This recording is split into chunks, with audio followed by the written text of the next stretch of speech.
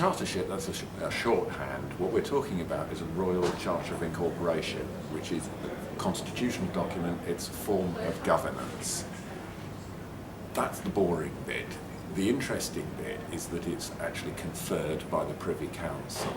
And the Privy Council don't give Royal Charters of Incorporation to just any organisation.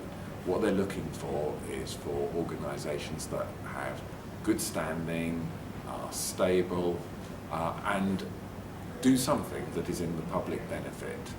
And we believe that that describes the IFA very well. So, do you think, Jan, that would be a helpful thing for us to have? I think it's interesting.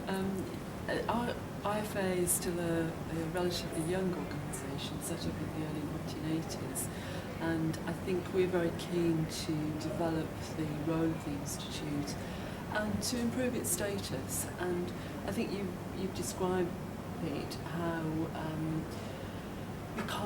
having a Royal Charter would give greater recognition to the role of the IFA profession, and I think also improve people's understanding of what it is, and with its standards and guidance and code of conduct at the heart, how it in effect regulates the profession, the operation of archaeologists who are IFA members. It does, I think. In extremis, it would actually allow the state to intervene in our business that don't wish to, but if we behave particularly badly or if they felt we were failing as an institution, they could threaten to take away our Royal Charter. And that means that other people working with archaeologists would recognise that we were part of a chartered profession and had a status that was equivalent probably to the professions that they work for. So I think it would give our profession and our members much more clout in their everyday dealings. Yes, I think putting IFA on a par with other, perhaps better known professional institutes, giving it that same status. There is a downside to having a Royal Charter of Incorporation. It is a form of governance. It's a governance document. At the moment, we are governed by memorandum and articles of association. We can change those articles of association by holding a general meeting and the members voting on it. If we had a Royal Charter, that would be stage one. We could vote to amend the Charter, but that emendation to the Charter would not take place until the Privy Council had subsequently approved it. And there is also the potential, so that slows down the process of changing your constitution. It may also increase the cost because there could be higher legal fees.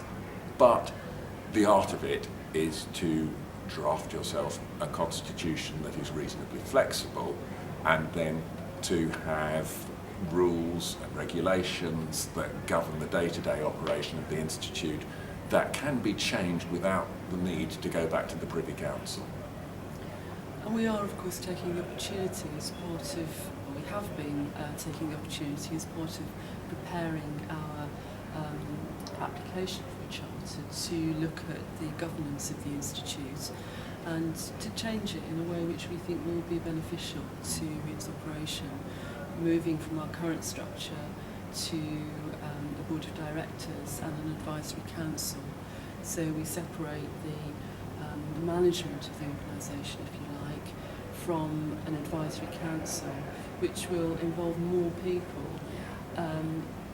who will have more time to discuss professional issues and to feed their advice based on those discussions through to the directors.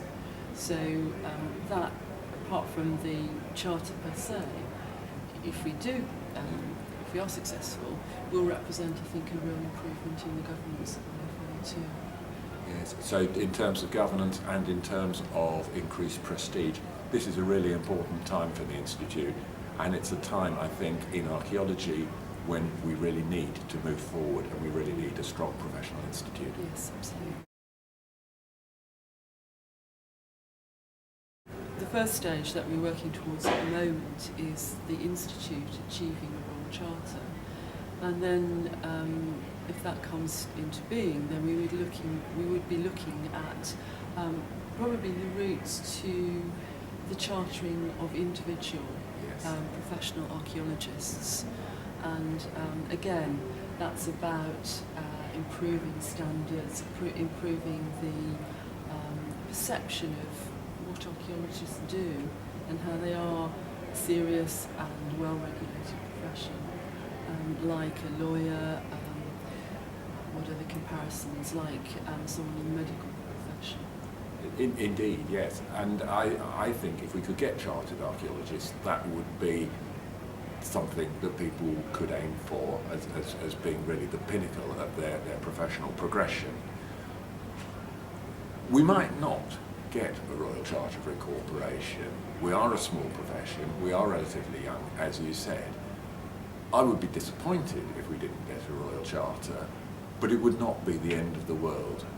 I think as a profession we have been demonstrating very clearly to the other professions that we work with that we should be considered as a proper profession, as people who can be trusted, as people who work in the public interest, people who are reliable.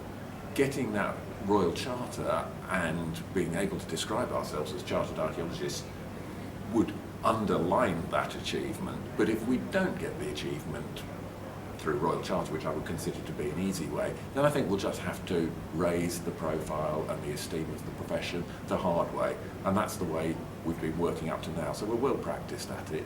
Yeah. So it would not be the end of the world if we didn't get it, but we still feel optimistic, I think. Yeah,